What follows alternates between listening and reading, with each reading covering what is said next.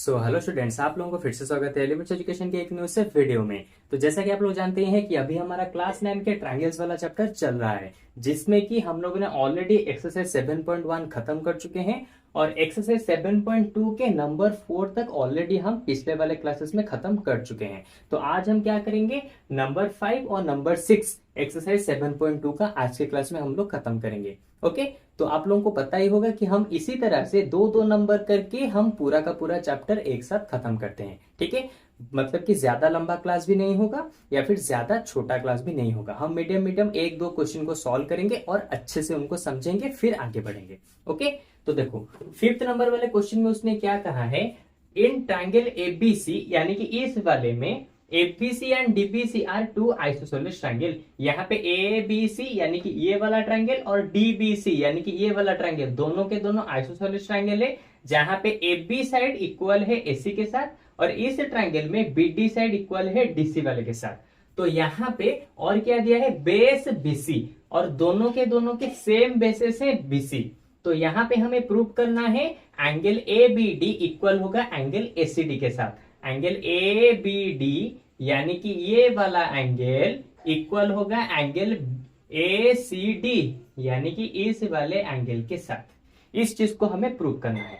तो इसको प्रूव करने के लिए तुम्हें यहाँ पे कुछ कंस्ट्रक्ट करना पड़ेगा। ठीक है, तो जैसा कि तुम्हें पता ही है, सबसे पहले गिवन जो दिया है तुम्हें उसे लिखना है। यहाँ पे जो गिवन दिया है, कौन सा साइड किसके साथ इक्वल है, ठीक है, उसके साथ कौन सा वाला बेस है, इन सभी को तुम्हें गिवन में रखना है।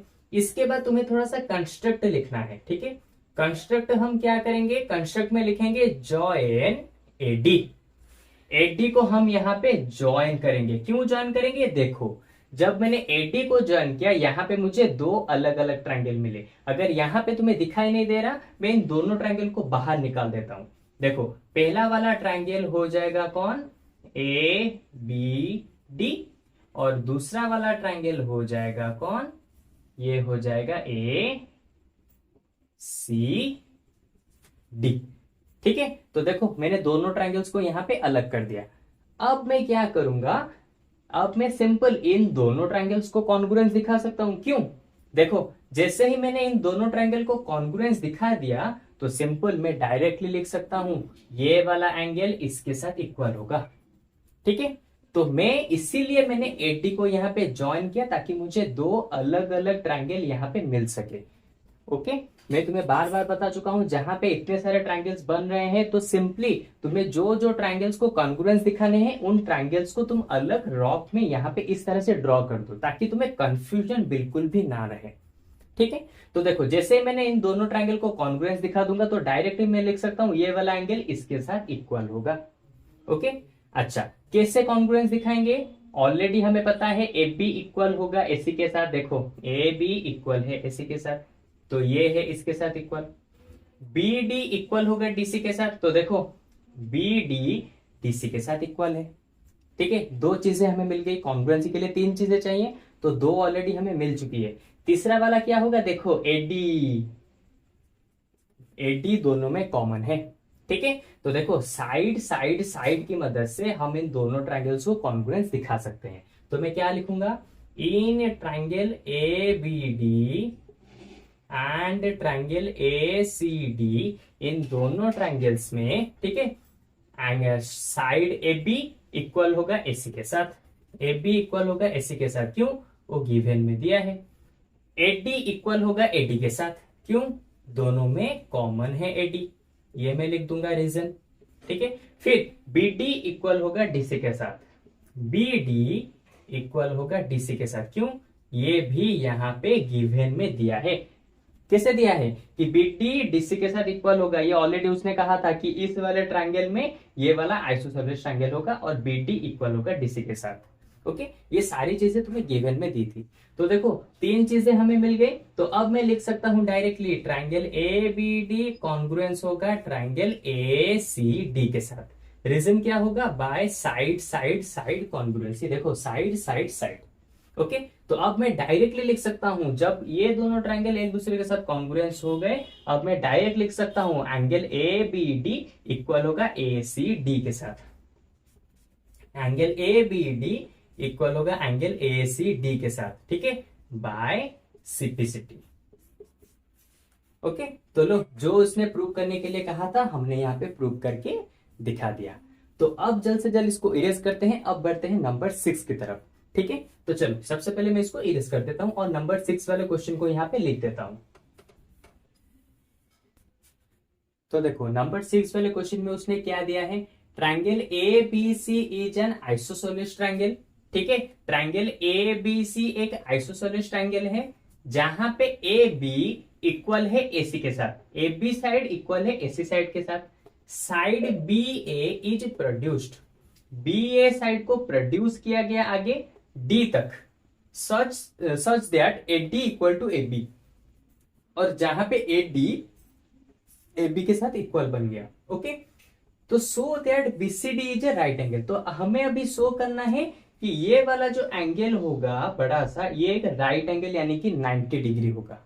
ओके, तो इसे बहुत ही सिंपल तरीके से हम यहाँ पे इसको सॉल्व कर सकते हैं। तो मैं सबसे पहले क्या करता हूं, इस एंगल को ले जाता हूं एंगल 2, इसको ले जाता हूं एंगल 1। ठीक है, तो अब देखो इन ट्रायंगल, तो सबसे पहले गिवन जो लिखना है वो तुम लिखोगे, तुम्हें पता है।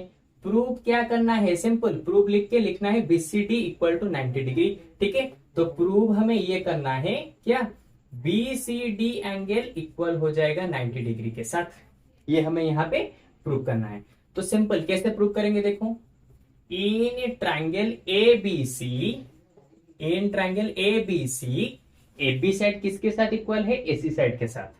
ए बी साइड इक्वल है किसके साथ, एसी साइड के साथ। ओके, तो देखो ए बी इक्वल है एसी के साथ, तो हमें ऑलरेडी पता है जिस ट्रायंगल के दो साइड इक्वल होते हैं तो उसी साइड के ऑपोजिट एंगल एक दूसरे के साथ इक्वल होते हैं। तो इस साइड का ऑपोजिट एंगल होगा ए बी सी, या फिर मैं डायरेक्ट लिख सकता हूं एंगल बी। और एसी का ऑपोजिट क्या हो जाएगा, सॉरी ए बी का ऑपोजिट होगा एंगल 1। ए सी साइड का ऑपोजिट होगा एंगल बी। तो ये दोनों यहाँ पे इक्वल होंगे, क्यों, हमें ऑलरेडी पता है जिस ट्रायंगल में दो साइड इक्वल होते हैं तो उसके ऑपोजिट एंगल भी एक दूसरे के साथ इक्वल होते हैं। रीजन होगा क्या, angle opposite to equal side are also equal, ठीक है। और मैं इसको इक्वेशन 1 दे देता हूं।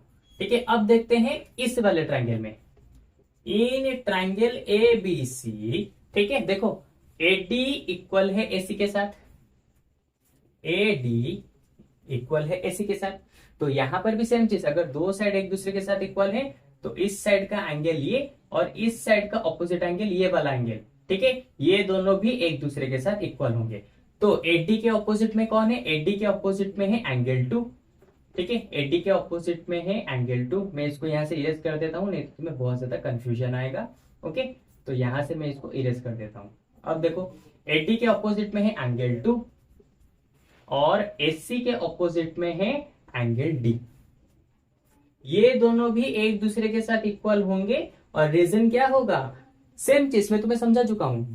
जिस वाले ट्रायंगल में दो साइड एक दूसरे के साथ इक्वल होते हैं उनके ऑपोजिट साइड भी उनके ऑपोजिट एंगल भी एक दूसरे के साथ इक्वल होंगे। ओके, तो सेम चीज यहाँ पे डी एंगल इक्वल होगा एंगल 2 के साथ, मैंने लिख दिया। और रीजन सेम टू सेम यहाँ पे कॉपी कर लो। तो देखो यहाँ पे दोनों चीजें यहाँ पे मिल गई। तो अभी मैं क्या करूंगा, दोनों इक्वेशन को यहाँ पे ऐड कर दूंगा, ऐड इक्वेशन 1 एंड इक्वेशन 2। तो इक्वेशन 1 में दिया है angle 1 equal to angle B, equation 2 में दिया है angle 2 equal to angle D. दोनों को मिलाओ, एंगल 1 के साथ एंगल 2 को मिलाओ, तो एंगल 1 के साथ एंगल 2 को मिलाओगे तो हमें ये बड़ा सा एंगल मिलेगा जिसका नेम क्या है, बी सी डी एंगल। तो एंगल 1 के साथ एंगल 2 को मिलाओगे, मिल गया बी सी डी एंगल। और angle B plus angle D as usual यहाँ पे रह जाएंगे। ओके, और इसको मैं दे देता हूं इक्वेशन 3। ओके, तो चलो अब बाकी का काम हम यहां पे करेंगे। देखो in triangle B D C, इस बड़े से ट्रायंगल में देखो in triangle B D C, इस बड़े से ट्रायंगल में एंगल बी को मिलाओ प्लस एंगल सी को मिलाओ प्लस एंगल डी को मिलाओ, तो तीनों ट्रायंगल एंगल को मिलाओगे 180 डिग्री आता है, हमें पहले से पता है किसी भी ट्रायंगल के तीनों एंगल को मिलाओ 180 डिग्री ही मिलेगा। ओके, तो देखो angle B plus angle C, ठीक है, सिंपल चीज, angle B plus angle C, या फिर मैं और क्या लिख सकता हूं, एंगल बी के साथ एंगल सी को मिलाओ, उसके साथ एंगल डी को मिलाओ, तो किसी भी ट्रायंगल के तीनों एंगल को मिलाते हो तो वहां पे तुम्हें 180 डिग्री मिलता है, जो कि हमें पहले से पता है। ठीक है, तो अब क्या करेंगे, देखो एंगल सी का मतलब क्या है, यानी कि B C D angle, simple सी चीज। ठीक है, मैं यहाँ पे बी सी डी भी लिख सकता हूं या फिर सिर्फ एंगल सी भी लिख सकता हूं। एक काम करते हैं, मैं इसको बना देता हूं एंगल बी सी डी, अब इसे तुम्हें समझने में आसानी होगी। ओके, अच्छा, तो अब देखो इन दोनों एंगल को पास पास ले आओ, angle B plus angle D plus angle B C D equal to 180 degree. देखो in triangle B D C, angle B ये वाला एंगल डी ये वाला एंगल बी सी डी यानी कि ये वाला एंगल, तीनों एंगल को मिलाने पे 180 डिग्री आता है, हमें पहले से पता है। और देखो इक्वेशन 3 से मैं क्या लिख सकता हूं, एंगल बी प्लस डी की जगह मैं सिंपल बीसीडी लिख सकता हूं एंगल, क्योंकि यहाँ पे हमने प्रूव किया है कि एंगल बी सी डी जितना होगा एंगल बी प्लस डी भी उतना ही होगा। तो इन दोनों की बदले में मैं लिख सकता हूं angle B C D plus angle B C D equal to 180 degree. तो देखो angle B C D plus angle B C D तो हो गया 2 angle B C D equal to 180 degree. तो एंगल बीसीडी कितना हो जाएगा, 2 आके यहाँ पे डिवाइड हो जाएगा, यानी कि ये दोनों यहाँ पे कैंसिल, बच गए 90 डिग्री। तो जो हमें चाहिए था हमने यहाँ पे इसे प्रूव करके दिखा दिया। ठीक है, देखो यहाँ पे हो गया प्रूफ। तो इस तरह से हमारा नंबर 6 वाला क्वेश्चन भी यहाँ पे खत्म हो गया। हालांकि थोड़ा सा लेंथी था, लेकिन हमने फिर भी मिलके दोनों ने एक साथ खत्म कर दिया। ठीक है, तो चलो आज के क्लास में बस इतना ही। एक्सरसाइज 7.2 का नंबर 6 तक खत्म हो गया। अब नेक्स्ट वाले क्लास में नंबर 7 और नंबर 8 इन दोनों को हम नेक्स्ट वाले क्लास में मिलके खत्म करेंगे और इस एक्सरसाइज को पूरा ही एंड करेंगे। ओके, तो चलो आज की क्लास में बस इतना ही। अगर फिर भी इसके ऊपर कुछ भी डाउट है तो मुझे कमेंट सेक्शन में बता दो, मैं उसी नंबर के ऊपर दूसरा वीडियो बना के तुम्हें और भी अच्छे से समझा दूंगा। ठीक है, तो मिलते हैं हमारे नेक्स्ट वाले क्लास में। Okay, bye bye.